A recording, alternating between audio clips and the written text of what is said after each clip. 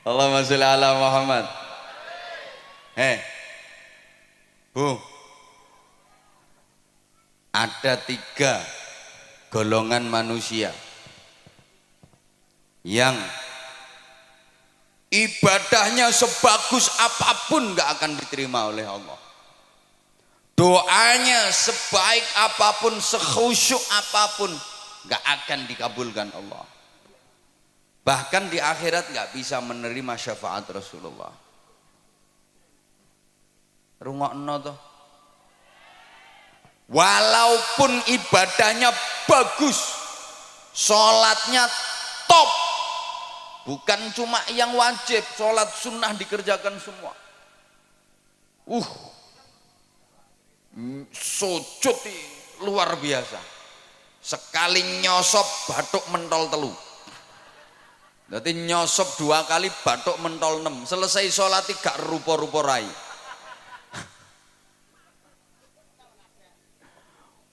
Poso bendino, sodakoh nyah-nyoh, zakat orang mufakat, wiridan sak dalan-dalan maca Quran yo turut ratan.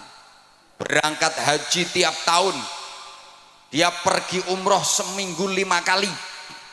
Iso ngomahe Mekah kok.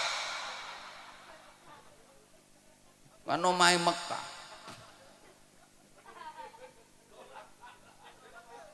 Wis tak pikir aku ngomong. Ora iso kowe apa mbantah ora iso. Gak mungkin seminggu umroh berangkat ping 5. Omahe Mekah kok.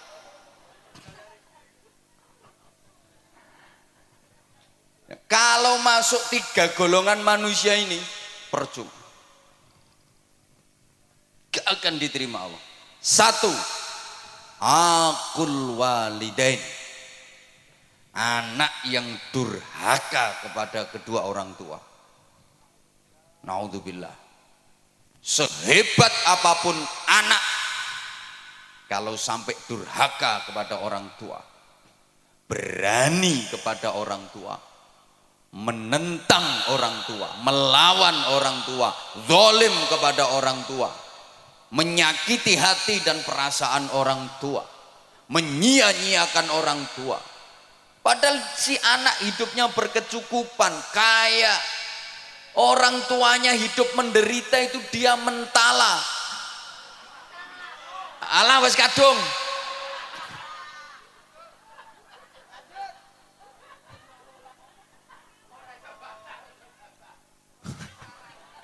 Sing ceramah aku apa sampean? Lah iya.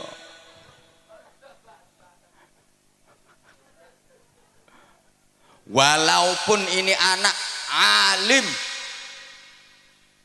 mangan kitab entek 2896, ilmune sundul terop,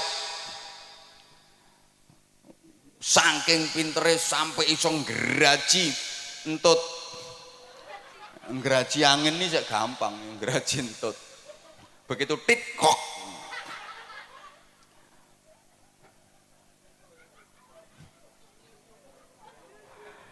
Kalau berani sama orang tua, menyakitkan orang tua, durhaka kepada orang tua, seluruh ibadahnya ditolak sama Allah.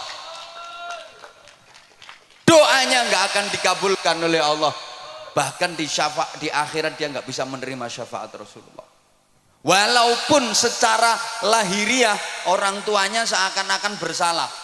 Karena dalam hubungan anak dengan orang tua itu undang-undangnya cuma ada 2 pasal. Pasal 1, orang tua tidak pernah bersalah. Pasal 2, apabila orang tua melakukan kesalahan kembali ke pasal 1. Ya gak mumet, memang pasalnya cuma 2 kok. Jadi hubungan anak kepada orang tua itu pasalnya cuma 2 undang-undangnya. Pasal 1, orang tua tidak pernah bersalah. Pasal 2, apabila orang tua melakukan kesalahan kembali ke pasal 1. Sehingga kalau sampai terjadi anak ribut sama orang tua, anak gegeran sama orang tua, demi Allah di apa-apa no sing salah anaknya. Ana sing mikir ketara gak rukun kae.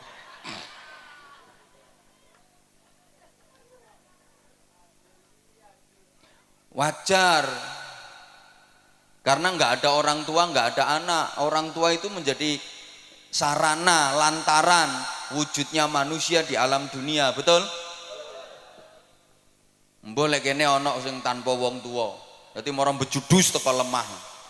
Apa meletek teko watu. Maka saya di mana-mana katakan selamanya anak nggak mungkin bisa membalas budi kepada orang tua, nggak mungkin anak bisa membalas jasa orang tua, nggak mungkin bisa. Orang tua pernah gembol anak, anak nggak pernah gembol orang tua. Wong tua tahu ngeden ngetokno anak, anak gak tahu ngeden ngetokno wong tuane. Ngedene yang ngetokno gedang goreng. Loh, orang tua merawat anak itu lama dan ikhlas. Nggak ada yang berharap imbalan. Nah, aku ngerumat kowe sampai 20 tahun. Saiki kon wis dadi tentara. Ayo hitungan sedina aku njaluk upah 50.000. Nggak ada. Lah anak kalau merawat orang tua itu ya cuma sebentar, itu pun pamrih. Sulit ikhlas. Kadang orang tuanya sakit itu. Anak limo iso geger sak dulur. Sing ngramut ya sampean. Oh sampean bagiannya paling akeh kok. Biasanya ngono kuwi lambe-lambe kudungan.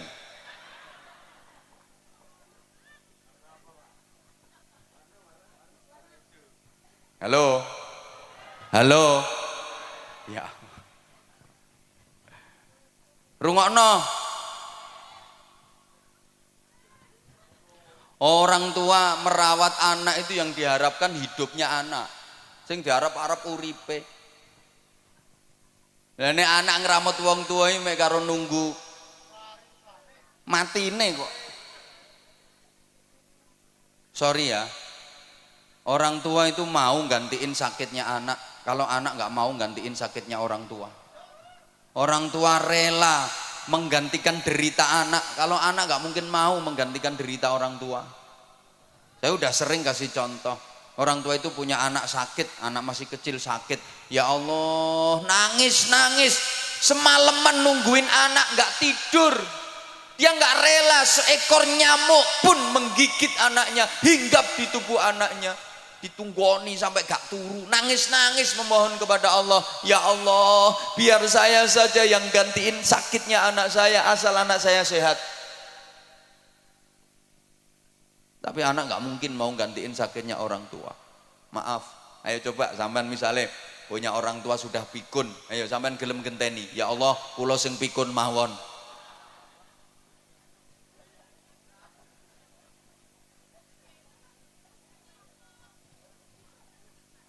Orang tua tuh punya anak pilek, hidung tersumbat, sing nyumpeli yo umbel, ndak iso ambekan, diapakno? Disedot, dicucup, masya Allah, umbel ya dicucup. Ayo bu, misalnya bapak sampean umbelnya meler, mriki pak kula dilatane pak.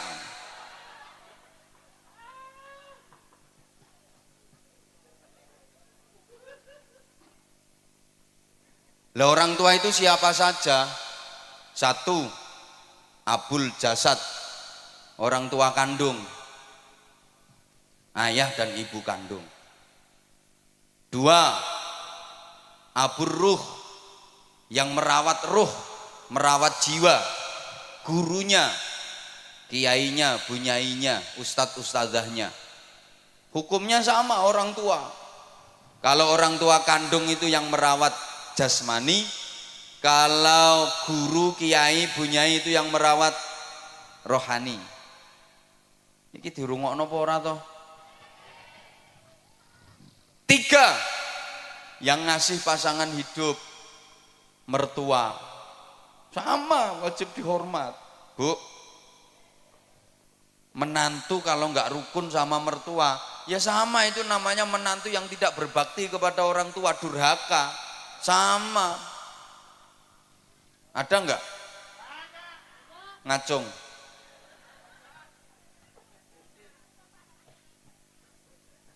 Sing akeh mantu gak rukun karo maratuwa iki mantu wedok.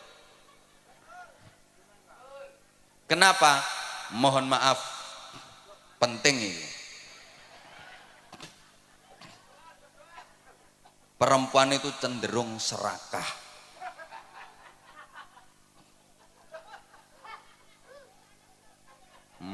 Wong lanang serakah ya eneng kok. Yang mbek kiai wani nyentak apa maneh mbek bojone. Mohon maaf, banyak istri yang tidak merelakan suaminya untuk berbakti kepada orang tua. Banyak suami yang tidak menyadari posisi. Sorry ya, istri sama suami itu beda. Karena istri perempuan, suami laki-laki. Lah yo beda. Istri itu haknya suami. Kalau suami bukan haknya istri, haknya orang tua. Rungokno.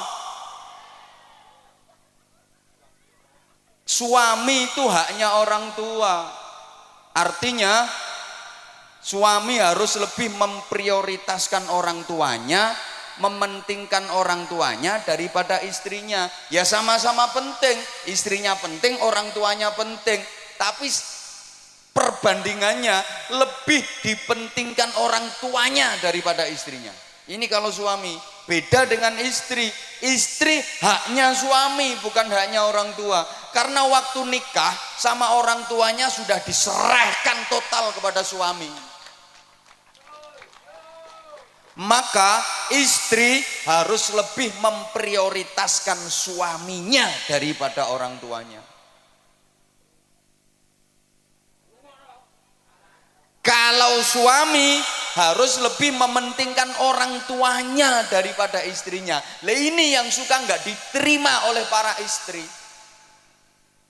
Suami mau berbakti kepada orang tuanya, dihalang-halangi oleh istrinya. Kadang suami mau ngasih duit ke ibunya, ini si istri ngamuk-ngamuk, diselidiki. Mbok kei pira makmu mau? Mbok kei pira makmu mau? Mbok kei pira? Ya kekno kabeh kono. Kekno kabeh. Ndang ngusungi rono kabeh. Gawa nang gone makmu kabeh kono. Wis, klambimu nang digerono pisan, bantalmu sak sarungmu usungi rono. Engko bengi nang kelon karo makmu kono.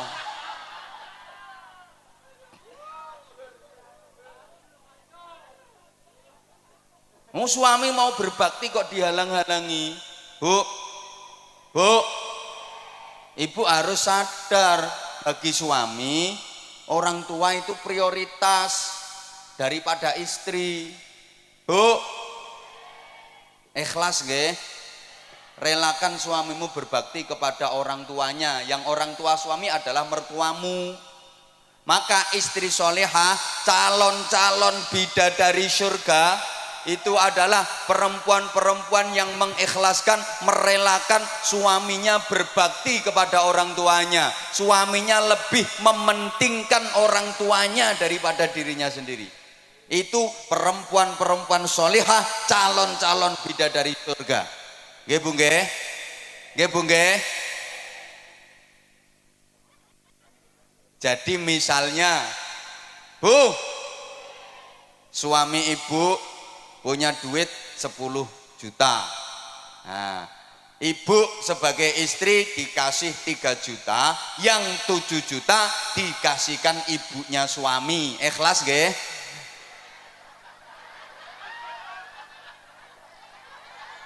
Ikhlas nggih?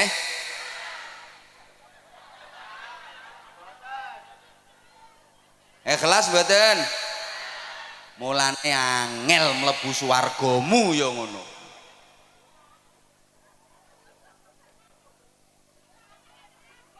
Loh, namanya lebih diprioritaskan ibunya daripada istrinya kok. Jadi nek bojomu kuwi ndek duit 1 juta, sampean sebagai istri dikasih 300.000, yang 700.000 dikasihkan ibunya suami, dikasihkan mertuamu. Ikhlas nggih?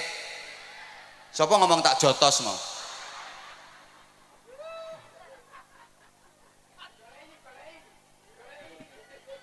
jotos deh. Kuwi istri apa petinju kok tak jotos deh. Kalau ibu ikhlas, nah itu gampang masuk surga. Itu istri solehah dan calon-calon ratu bidadari surga. Halo, rungokno. Jadi sampeyan niku Bu, kalau dikasih uang belanja sama suami, sebelum nerima duit itu sampean ngomong, "Mas, aku sampean kei duit ngene iki, buke sampean kei to ora?" Lek buke sampean kei ya aku gelem nrimo duit iki. Lek nek buke gak sampean kei, aku mau nampani, Mas. Buke kei sik kudu luwih akeh. Lek buke wis sampean kei, lagek tak trimo. Ngoten nggih? Pret.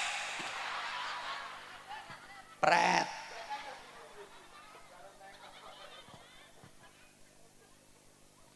Jadi misalnya ibu dibeliin gelang sama suami, sebelum diterima tuh gelang ngomong, "Ya, aku sampean tukono gelang ini iki, ibu sampean tukono apa ora?"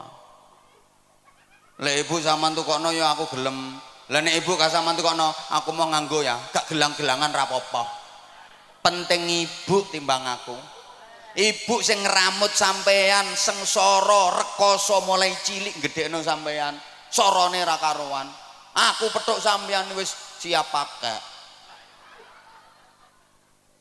Aku gelem nganggo gelang iki, tapi ibu ya tukono gelang sing luwih gedhe. Ngoten Bu nggih? Alah ora trimo pret nek iki. Pret.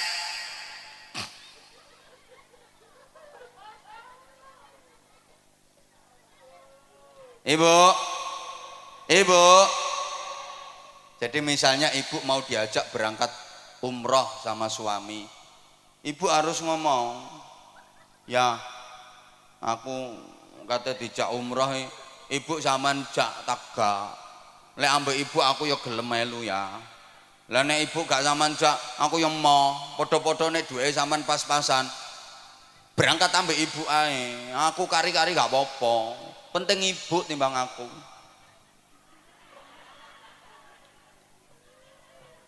Bapak, sampean sebagai suami Pak, kalau punya istri yang karakternya seperti itu, betul-betul lelaki beruntung di dunia ini.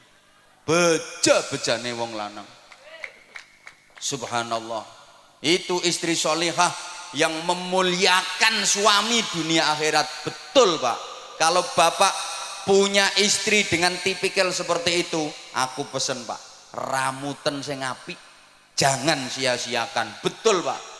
Perempuan seperti itu Pak, sebelum mati jangan dikubur dulu.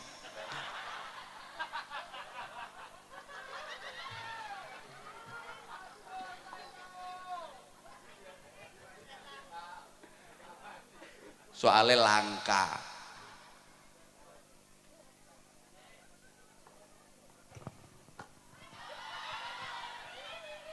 Lo udah 1,5 jam loh ini. Yang kedua, Yang kedua, mahal yo gak melo urun kok.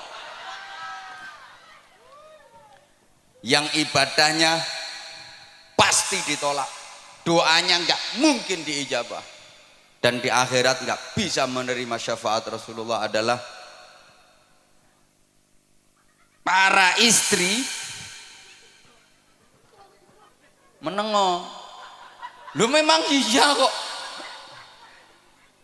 Istri-istri yang suka melukai perasaan suami, menyakiti hati suami padahal suaminya benar, dan suka membebani suami di luar batas kemampuannya. Tak baleni. Pengumuman. Ibadah sebaik apapun gak akan diterima Allah, doa sekhusyuk apapun gak akan diijabah Allah, dan di akhirat gak bisa menerima syafaat Rasulullah. Siapa? Istri-istri yang suka melukai perasaan suami, menyakiti hati suami padahal suaminya bener. Aku gak bakal suami sih gak bener. Alah rungokke sik.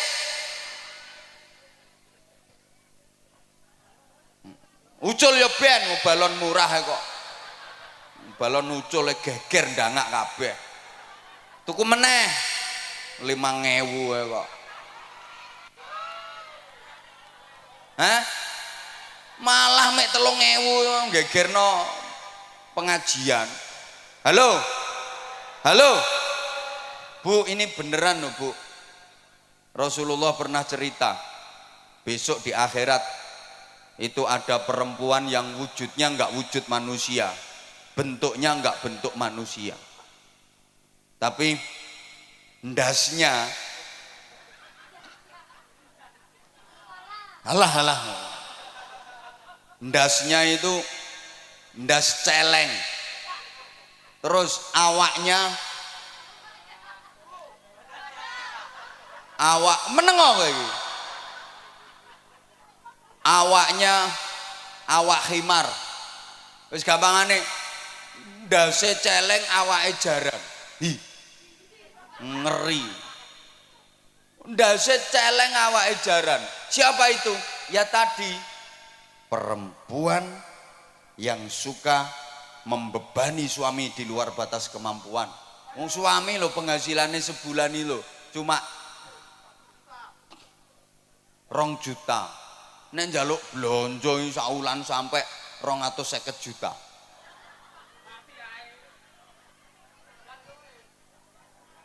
Misalnya perempuan yang suka melukai perasaan suami dan menyakiti hati suami, maka seperti itu akibatnya, ibadahmu gak akan diterima Allah. Tiwas dawir lambemu lah, dikir macam-macam percuma, doa gak diijabah, di akhirat gak bisa mendapat syafaat Rasulullah. Nah sekarang ganti, para suami ya harus fair dong. Yo kok wong wedok ae. Para suami laki-laki rungokno. Yang suka melukai perasaan istrinya, menyakiti hati istrinya, maka akibatnya aku durung tahu krungu keterangannya. Saya belum pernah mendengar keterangannya. Jadi ya saya nggak pernah dengar dalilnya.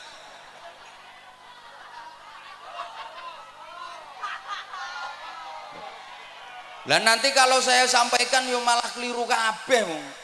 Saya nggak pernah denger kok.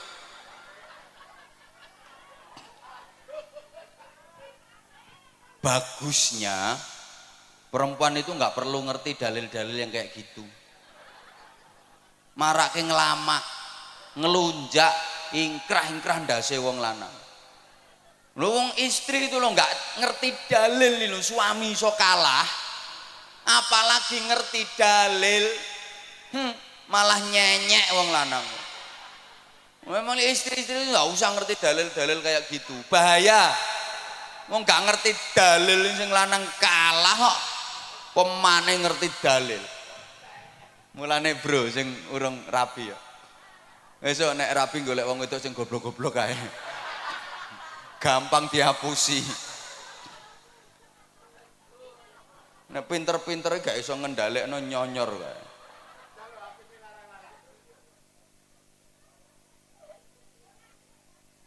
Yang ketiga udah itu berlalu.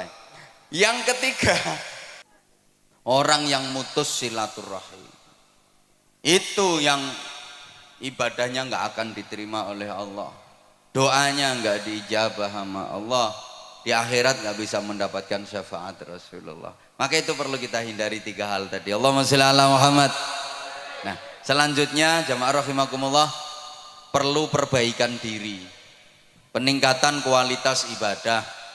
Baik yang vertikal, hablum minallah, ibadah ritual, maupun yang horizontal, hablum minan nas, ibadah sosial. Halo. Dilanjut apa mboten? Oke, tak imbui.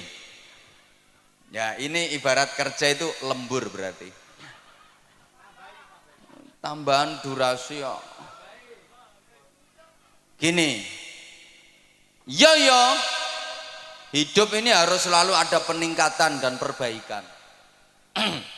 Slogane hari ini harus lebih baik daripada kemarin, dan esok harus lebih baik daripada hari ini. Dalam menjalani hidup, pantang bagi kita untuk berprinsip aku masih seperti yang dulu, aku begini engkau begitu. Itu sama saja. Kalau orang Jawa bilang sami mawon, nek diteruske bokonge Mbak Mi dintup. Harus ada dinamika ke arah hidup yang lebih baik.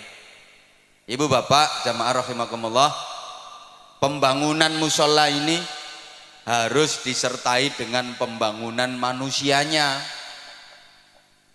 Iya, kita berharap mudah-mudahan musola, masjid-masjid yang ada itu benar-benar bisa menjadi laboratorium rohani, pembangunan mental spiritual. Negara kita itu punya jargon di lagu kebangsaan Indonesia Raya itu, bangunlah, bangunlah, ayo tobu. Pertama bangunlah jiwanya dulu, baru bangunlah untuk Indonesia. Bangunlah jiwanya. Pembangunan jiwa itu menjadi sangat penting.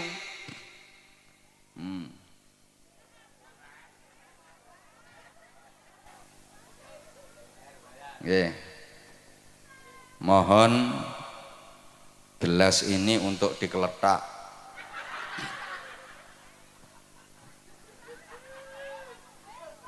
Untuk pembangunan sorban. Nggih. Iya. Nah itu juga termasuk bagian dari perbaikan. Nggih Bu nggih. Bu, saya yakin semuanya bawa duit. Kalau nggak bawa duit nggak apa-apa kok, kalung dilepas, gelang dipelorot nggak apa-apa, nanti biar dijual sama panitia. Ini pasti semuanya bawa duit. Saya nggak percaya kalau nggak bawa duit. Ono yang 100.000, ada yang 50.000, 20.000, 10.000, 5.000, 2.000, 1.000. Nanti kira-kira yang disedekahkan berapa?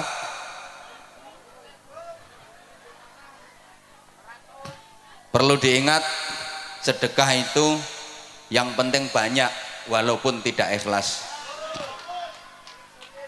daripada ikhlas cuma sedikit. Tak baleni, lebih baik sedekah yang banyak walaupun tidak ikhlas daripada ikhlas tapi cuma sedikit. Kenapa?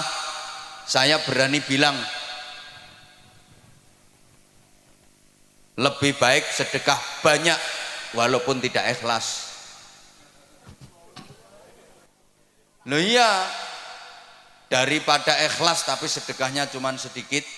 Karena kalau sedekahnya banyak, terus sedekah banyak, terus sedekah banyak, pasti lama-lama ikhlas. Mesti metu ikhlas. Mikir ora ikhlas, terus ngetokno akeh kok ora ikhlas. Tapi kalau sedekah itu prinsipnya yang penting ikhlas walaupun sedikit, sampai mate gak kira sedekah akeh. Dan ciri-ciri sedekah ikhlas, tanda-tanda sedekah itu ikhlas adalah sedekahnya banyak. Tandane wong sedekah ikhlas iku sedekah akeh. Soalnya nek sedekah akeh gak mikir, gak perhitungan. Tak baleni. Tanda-tanda orang ikhlas dalam bersedekah itu adalah sedekahnya banyak. Tandanya ikhlas. Soalnya gak perhitungan, gue duit piro, wis gak perhitungan. Engko urusan engko, sesuk urusan sesuk. Rezeki akeh sing nguri, mesti ditempui, diganti sama Allah dengan ganti yang lebih banyak. Itu tandanya ikhlas.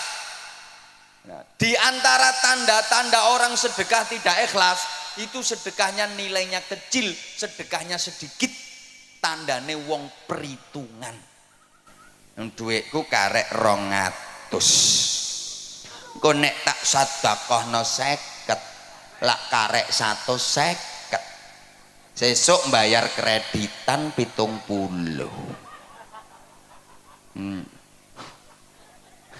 Anakku sangune rungokno nang ngaji gak butuh sangu anakmu. Halo maka wong niku nek sedekahe kulino sithik iku tandane gak ikhlas. Ayo bantau. Sedikit banyak itu bukan jumlah dan nominal, tapi prosentase dan pembanding. Ukuran sedikitnya yang ngeleset di bawah sama yang duduk metingkring di atas panggung jelas beda. Jelas beda. Mungkin lek kanggo sampean 500.000 wis akeh. Tapi lek kanggo sing nang dhuwur panggung sithik 500.000 kuwi. Makanya saya bilang bukan jumlah tapi prosentase dan pembanding ukurannya.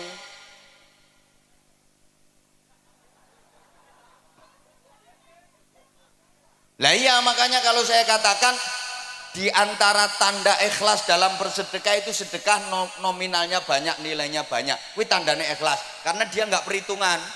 Tandane wong sedekah gak ikhlas itu sedekahnya sedikit karena dia perhitungan. Halo. Orang yang beramal di dunia tanpa perhitungan, besok di akhirat Allah yo gak perhitungan, langsung dimasukkan surga sama Allah. Itu namanya masuk surga tanpa hisab. Tanpa hisab itu tanpa perhitungan. Siapa yang dimasukkan surga tanpa hisab, tanpa perhitungan? Ya orang-orang yang waktu di dunia amalnya tanpa perhitungan. Malaikat yang meriksa itu langsung didhawuhi sama Allah, kasih instruksi. Malaikat, itu orang waktu di dunia amal tanpa perhitungan. Udah sekarang langsung masukkan surga tanpa diperhitungkan amalnya. Cepet tuh orang Bojonegoro kok. Langsung ke surga.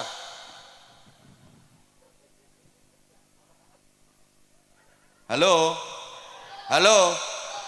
Lah kalau orang di dunia amalnya penuh perhitungan, besok di akhirat Allah juga penuh perhitungan. Dihitung dulu. Amal bagusnya ada berapa, amal jeleknya ada berapa. Lebih banyak mana? Tangannya untuk muter tasbih sama untuk kopek jarene. Lebih banyak mana itu? Diperhitungkan semuanya. Lama perhitungannya itu. Paham nggih? Paham nggih? Ada yang masuk surga bi ghairi hisab, tanpa hisab. Itu artinya tanpa diperhitungkan amalnya. Orang-orang yang waktu di dunia melakukan amal tanpa perhitungan, besok di akhirat Allah memasukkan surga tanpa perhitungan. Tapi kalau amal di dunia diperhitung sok no akhirat awas diperhitung karo Gusti Allah.